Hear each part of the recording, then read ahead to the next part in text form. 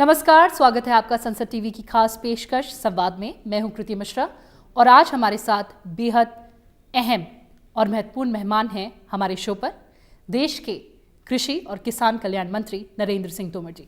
Sir, स्वागत है आपका संसद टीवी पर और बहुत बहुत धन्यवाद हमसे बात करने के लिए। सर, अगर ग्लोबल सिचुएशन की बात की जाए तो जिस तरह से जियोपॉलिटिकल सिनेरियो बदल रहा है, एक तरफ रशिया यूक्रेन वॉर है, दूसरी तरफ प्राइस राइस है, फ्यूल प्राइस राइस है, ऐसे में एक बड़ी चिंता एनर्जी सिक्योरिटी को लेकर और फूड सिक्योरिटी को लेकर है। भारत के लिए आप क्या चिंताएं देखते हैं? और क्योंकि कृषि क्षेत्र में आत्मनिर्भरता साथ ही साथ एक्सपोर्ट्स पर बहुत फोकस है, तो कितनी चुनौतियां और कितनी अपॉर्चुनिटीज भारत के लिए? भारत सरकार नरेंद्र मोदी जी के नेतृत्व में कृषि और किसान दोनों के प्रति ही प्रतिबद्ध है। विगत 8 वर्षों में कृषि के क्षेत्र में मोदी जी के नेतृत्व में अनेक नए नए आयाम प्रदान किए गए हैं, जिसका फ़ायदा कृषि के क्षेत्र को मिल रहा है।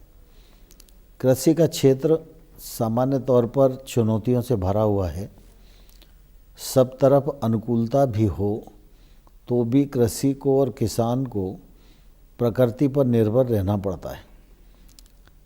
वैसे तो प्रधानमंत्री नरेंद्र मोदी जी ने प्रधानमंत्री फसल बीमा के माध्यम से देश के किसानों को एक बड़ा सुरक्षा कवच दिया है और मुझे कहते हुए प्रसन्नता है कि विगत वर्षों में फसल बीमा योजना जब से लागू हुई है तब से कहीं किसान का अगर नुकसान हुआ है तो इंश्योरेंस कंपनी के माध्यम से 1,24,000 करोड़ रुपया उनके नुकसान की भरपाई कराने की एक सफलतम कोशिश हुई है।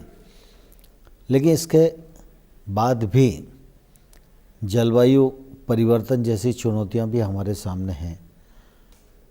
मुझे ये कहते हुए गौरव है कि हमारे कृषि क्षेत्र में काम करने वाले वैज्ञानिक काफ़ी पहले से इस दिशा में सचेत हैं। समय रहते हमारे साइंटिस्टों ने जलवायु परिवर्तन की परिस्थिति को संज्ञान लिया और नए बीजों को ईजाद किया है। यह निश्चित रूप से हमको आने वाले कल में बड़ा संबल देंगे। अभी खाद्यान्न की दृष्टि से भारत सरप्लस कंट्री है। हम अपने घर की भी पूर्ति कर रहे हैं और दूसरों को भी आवश्यकता पड़े तो मदद करने की स्थिति में है।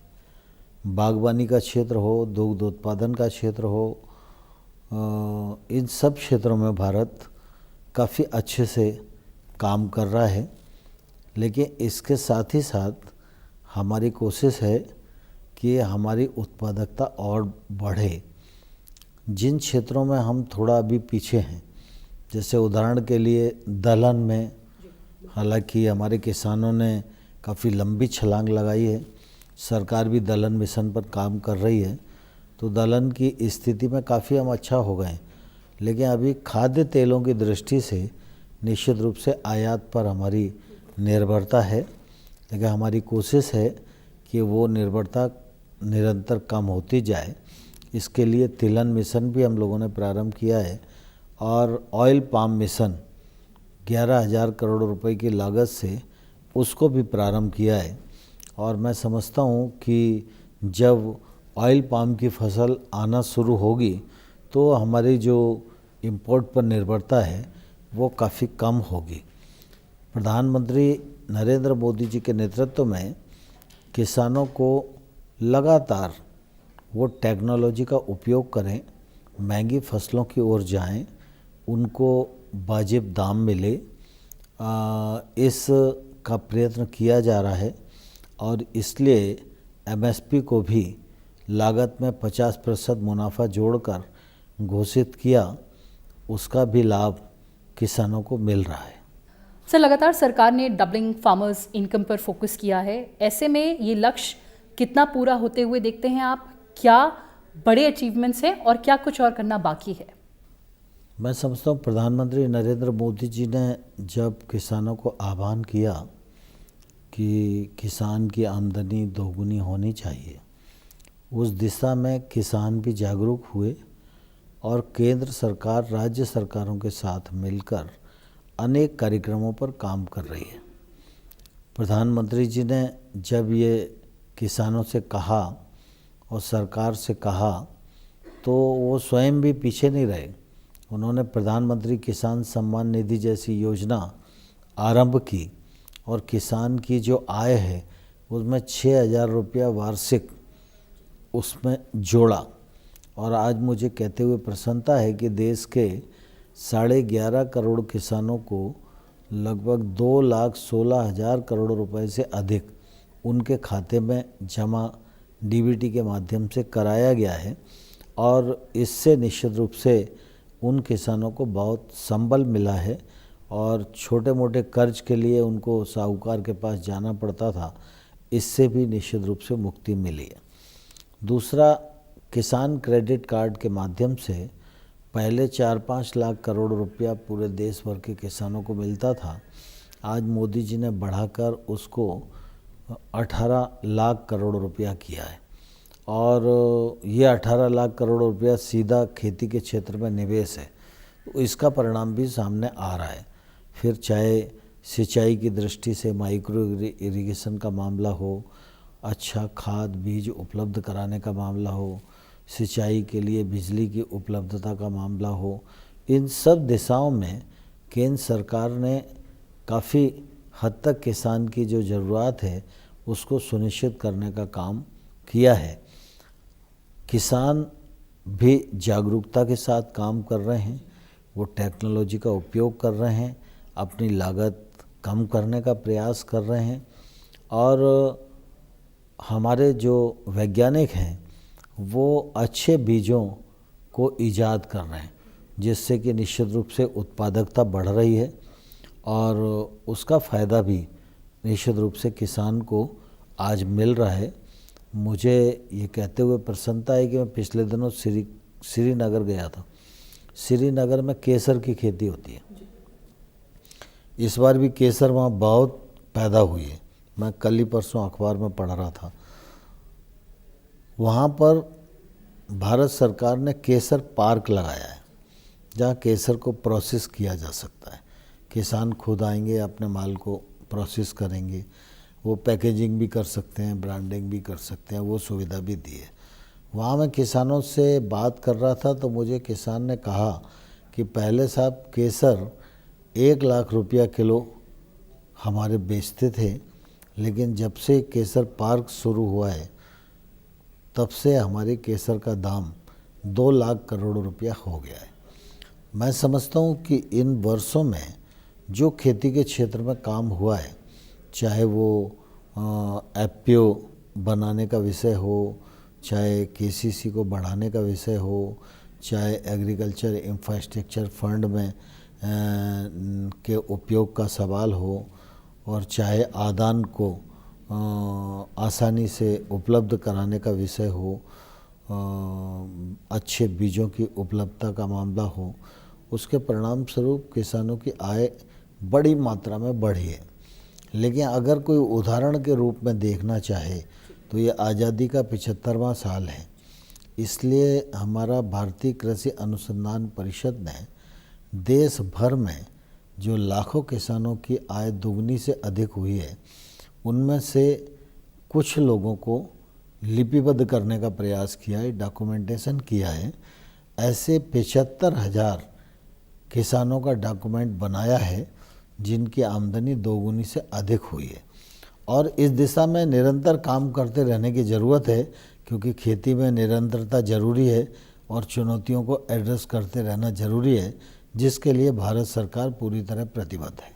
सर, आपने टेक्नोलॉजी की बात कही और उत्पादकता की बात कही, तो 2 बहुत बड़े फोकस एरियाज हैं सरकार के। लगातार सरकार जीएम क्रॉप्स की बात करती आ रही है और ड्रोन टेक्नोलॉजी की भी। ऐसे में किसानों में कितना एक्सेप्टेंस देखते हैं आप? केंद्र सरकार और राज्य सरकार के संस्थान हैं, उनको हम ड्रोन खरीदने के लिए 100% सब्सिडी दे रहे हैं। बाकी सामान्य जो लोग ड्रोन खरीदना चाहते हैं उनको 40% सब्सिडी दे रहे हैं।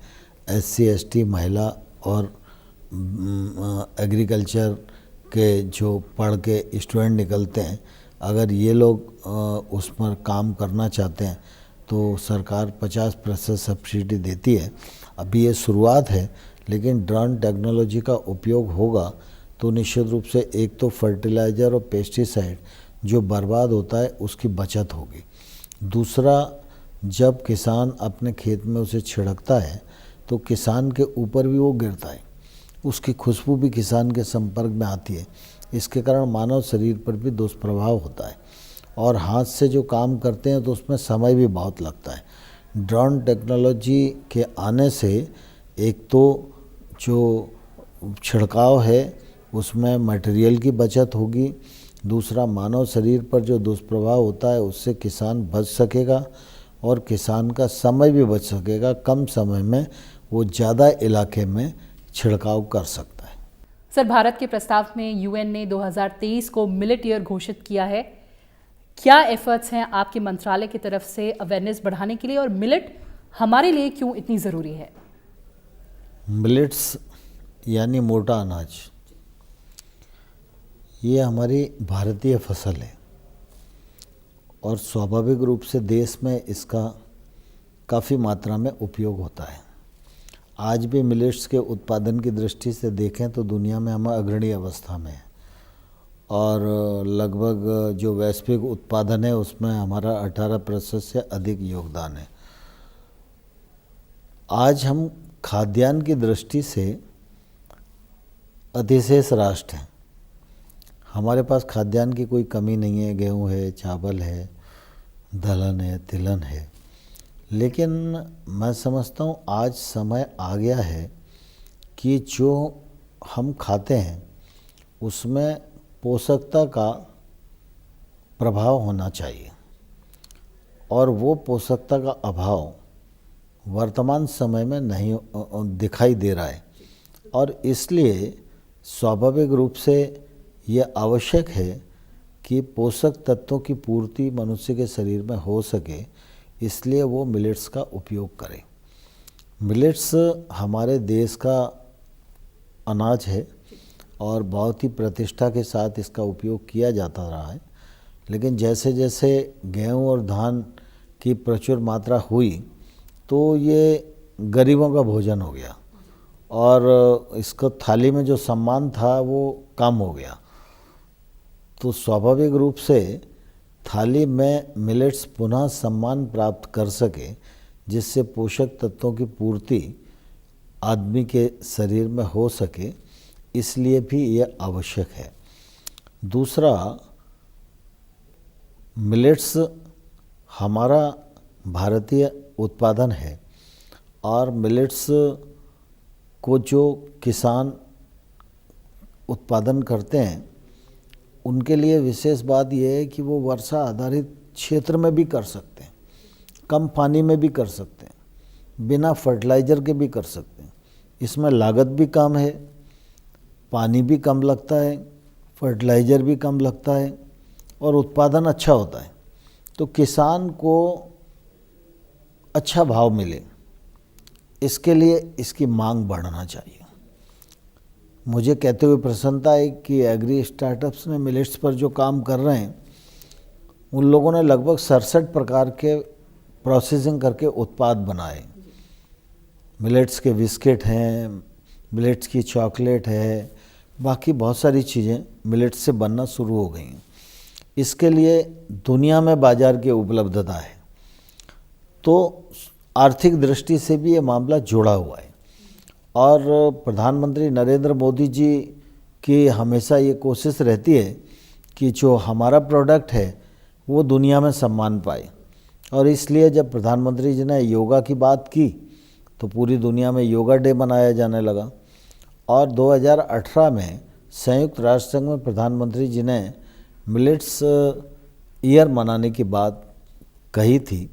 72 देशों ने उनके प्रस्ताव का समर्थन किया, और यूएन ने जो 2023 को मिलेट्स ईयर के रूप में घोषित किया। तो 2023 में पूरी दुनिया में मिलेट्स के कार्यक्रम होंगे, उसके प्रति जागरूकता बढ़ेगी, उसकी उपयोगिता बढ़ेगी, उसकी मांग बढ़ेगी। तो निश्चित रूप से इसका फ़ायदा निश्चित रूप से किसान को मिलेगा, और मनुष्य स्वस्थ होगा और वो ठीक प्रकार का अनाज उपयोग कर पाएगा। इस दृष्टि से मिलेट्स ईयर का महत्व हमारे लिए बहुत ज़्यादा है। चूँकि भारत के प्रस्ताव पर संयुक्त राष्ट्र संघ ने मिलेट्स ईयर घोषित किया है, इसलिए अगुवाई करने की भी जिम्मेदारी हमारी है। और 2023 तो जनवरी में शुरू होगा, लेकिन वर्ष भर भारत सरकार अपने समस्त उपयोगी विभागों के साथ मिलकर लगातार इसके मामले में जागरूकता बढ़ा रही है। जो मंत्रालय हैं उनके साथ मिलकर हम काम कर रहे हैं। जैसे शिक्षा मंत्रालय है तो उसमें मध्याह्न भोजन है, तो मध्याह्न भोजन में मिलेट्स का उपयोग बढ़े। बाकी टूरिज्म मिनिस्ट्री है तो टूरिज्म के जो होटल हैं उसमें भी मिलेट्स परोसा जाए।